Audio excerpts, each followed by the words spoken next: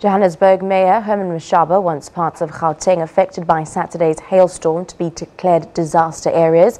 Emergency services have continued to assess the extent of the damage. 2 people were killed and several others injured in the aftermath of the storm.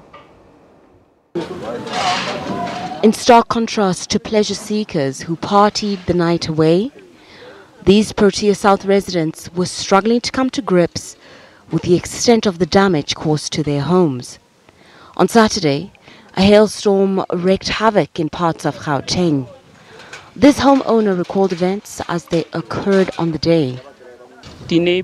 I got a call from my neighbor telling me that my house was destroyed, and I immediately took a taxi to come back home. When I got here, it was a disaster. The developers told me there is nothing they can do to assist me, as they are on holiday until the 15th of January. Some houses are completely unlivable. This resident had to seek shelter at a friend's house.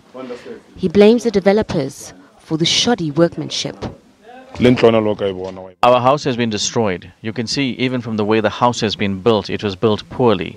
You can see it looks like even the cement was not strong. Within 3 months of us moving in here, the developer had to come and fix the walls and cracks in it.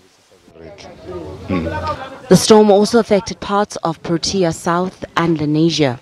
We are still busy with assessment. We don't have a final number as yet, but looking at the numbers that we have, it might run to over 500 houses that are affected. Part of the response efforts that we have committed as the City of Johannesburg is to ensure that we are able to activate emergency shelters to be able to house the displaced families. Calls have been made for the developers to be investigated.